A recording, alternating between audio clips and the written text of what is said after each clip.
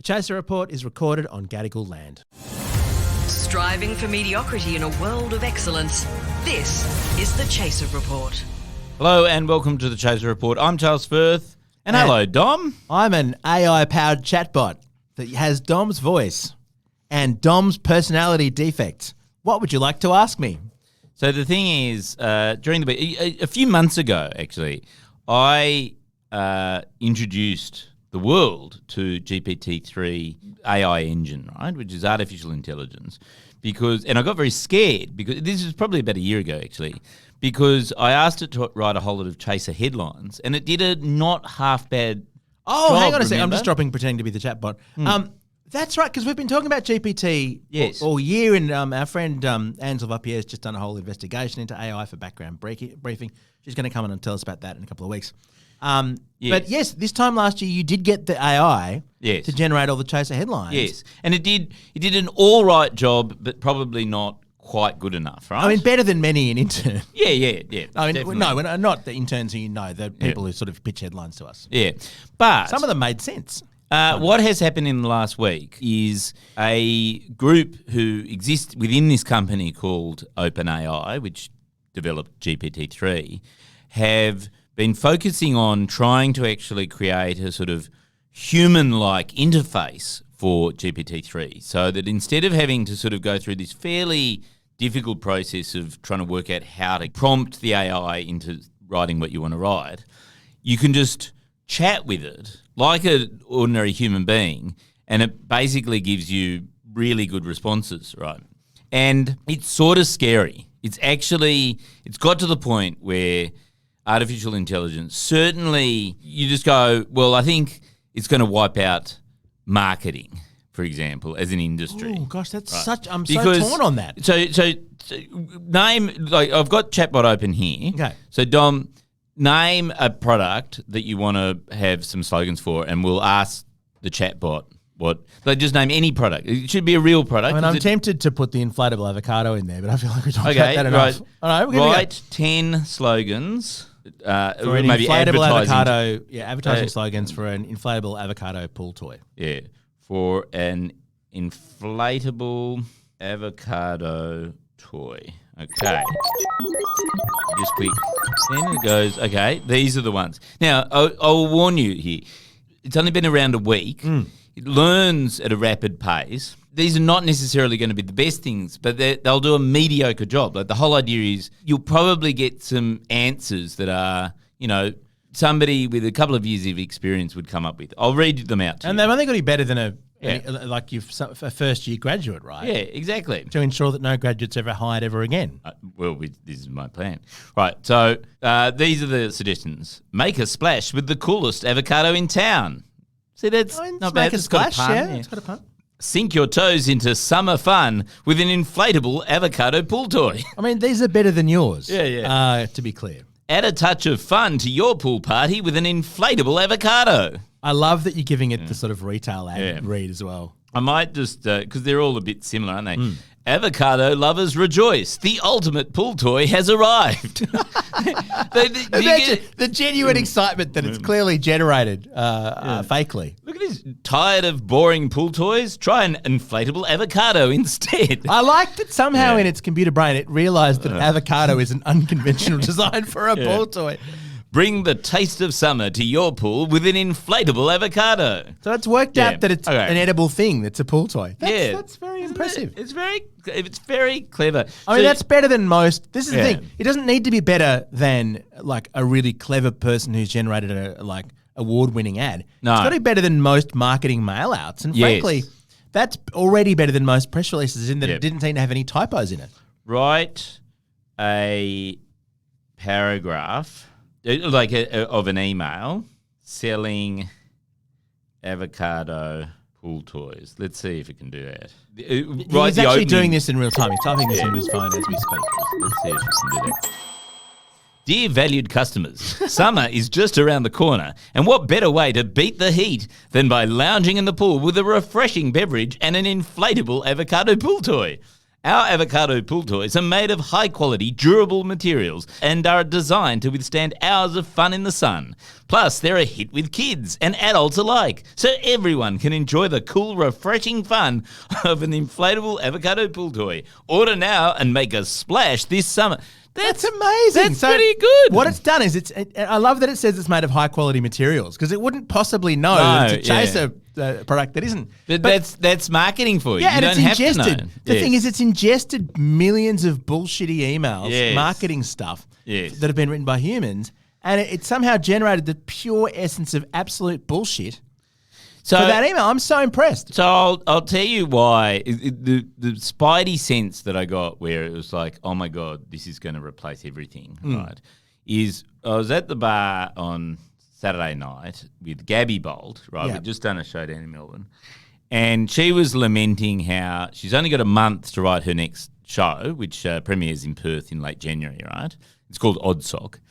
You can buy tickets now. And she was going, I don't know, I don't have any ideas for songs. Like, what are some ideas for songs? So I typed into ChatBot, give me 10 suggestions for comedy songs, and they were brilliant, right? Like, oh my God. There were some really good ideas, including one which sticks with me to this day. I hope that she does it. I don't know whether she will because I think she sort of thinks of it as cheating. But the suggestion was an anthem to the procrastinator, right? And my thought is, that is a great idea for a song because you go about how I don't really know what I'm going to write. Yeah. You use the fact that you don't have to write many words. No, you just start writing it, do a couple, and then you say, oh, look, and I'll put it off. Write 10 suggestions for comedy songs. I'll just do it again. See, because it comes up with different suggestions each time you do it. Oh, the first one is called The Song That Nobody Wants to Hear. That's a great idea. That's very good. That actually applies to all the songs I've ever written. The next one is My Ex-Girlfriend's New Boyfriend. That might be a bit grim. The Ballad of a Failed Entrepreneur. That's my song. song. How did it know? A Tale of Two Breakups. There once was a man called Charles Firth, and his ideas for business were the worst. It writes itself. We could probably get it to write this. Oh, let's get it to write this. Let's get it to write the song. Let me just go through the other suggestions because these are great. The Lament of a Middle-Aged Man. That's a great. How does it know? That's me. The Misadventures of a Clumsy Person. No, that's not as good. The Perils of Online Dating. The Trials and Tribulations of Parenting. No, that's not really. The Joys of Being Single. The Struggles of Being a Morning Person. They're not very good. The Ballad of a Failed comedy is all about. The Ballad of a Failed Entrepreneur. Write the first verse of a comedy song called The Ballad of a Failed Entrepreneur. There once was a man who had a dream to start his own business and make it gleam. He put all his savings and time in his plan, but little did he know it wouldn't pan. He started out small with just a few sales, but soon he was in debt and headed for failure. That didn't really work. He tried. It's certainly accurate. He tried everything, but nothing seemed to work, and now he's stuck with a business that's a big old jerk. Okay. I mean, look, it's not perfect. It's not going to win awards, but it certainly will get a standing ovation. Yeah, I think at musical comedy night. The Chaser Report. Less news, more often. So I think the point is, what I was thinking, because you can hook, so they've got an API, which is like an application programming interface, which means that you can hook other programs into this engine, right, and give things intelligence.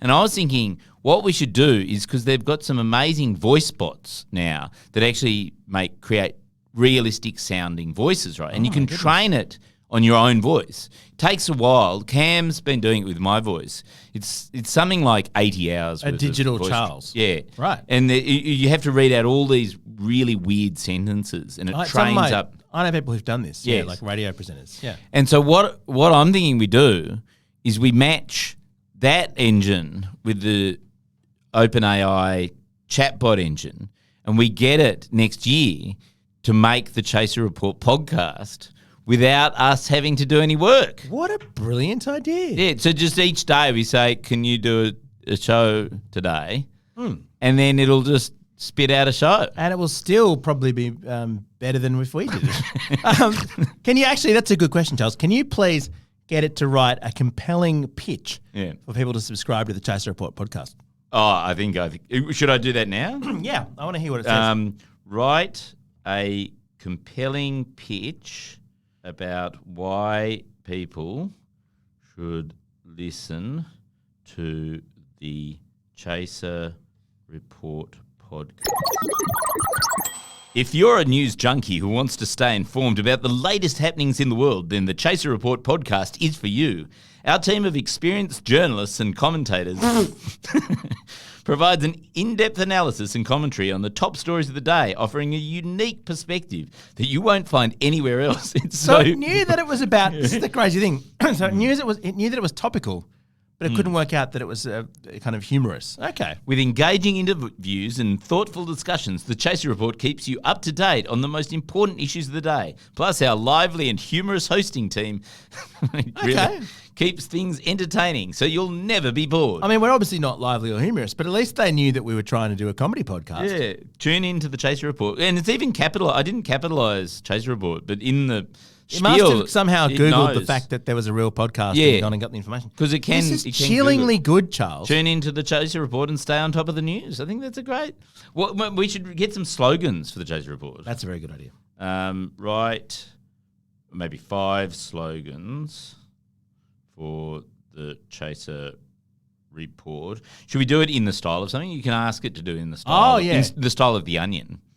In the style of Hamish and Andy's podcast. Style of Hamish and Andy's podcast. I just recently The Chaser Report, where the news never sleeps. Stay informed, stay entertained with the Chaser Report. That's Hamish and Andy. Yeah. Get the inside scoop on the day's tops. These aren't very good, are they? No. Okay, what about... Okay, what's the pitch? I know what we should do. Get it to write a pitch for the Hamish and Andy podcast, and we'll just do a copy and paste. Why don't we... Look, I want to write one more thing. I've just had this thought. Write the first paragraph of Dominic Knight's next novel. And what should it be about? What do you want to write your next novel about? The misery of my existence. Novel about the misery of his existence. Okay, good luck. As I sit here at my desk, staring out the window at the dreary grey sky. How does it know? I can't help but feel the overwhelming sense of misery that has consumed my existence. Every day feels like a struggle, a never-ending cycle of monotony and despair. I trudge through my days, feeling lost and alone. I've never felt so seen. Unable to find any joy or meaning in my life. The weight of my own existence feels like a heavy burden, one that I am constantly struggling to carry. But despite my best efforts, I can't seem to break free from the suffocating grasp of my own despair. Fuck, am I really that dismal? Charles, that's amazing. I'm completely sold. This is an excellent thing that was clearly going to change the world. As a final task, can you get it to draft a letter to the writing team of The Chaser telling them that they're all fired? Okay, radio. Draft a letter to the Chaser's writing team informing them that they have been sacked because we're going to replace them with ChatBot. Dear Chaser writing team, I regret to inform you that your services are no longer needed. We have decided to replace you with the ChatBot that will be able to produce content more efficiently and at a lower cost. This decision was not made lightly. Not made lightly. In that we took the time to put into a chatbot to generate this insincere bullshit as we sack you during the middle of a horrible recession and inflationary price crisis. But we believe it is in the best interest of the company. We understand that this news may be difficult to hear, and we want to express our sincere gratitude for the hard work and dedication you've shown during your time with the Chaser. We will be we'll cut this part out. We will be providing a severance package to assist you during this transition period. Thank you again for your contributions. We wish you the best of luck in your future endeavours. Sincerely, your name, your title. That is better than most redundancy emails. That's great. We are all doomed. But at least we'll have a friendly and sensible bot to tell us in exactly which way we're doomed. Our gear is from Rode. We're part of the Acast Creator Network. Can you get it to come up with a better sign-off? Write a funny sign-off from a podcast. Thanks for tuning in, folks. We'll be back next week with more laughs, more fun, and hopefully fewer instances of us accidentally farting into the microphone. Okay, it wins. I bow down before you, chatbot. Until then, stay safe, stay healthy, and as always, stay weird. Fucking hell, does it work for Triple M?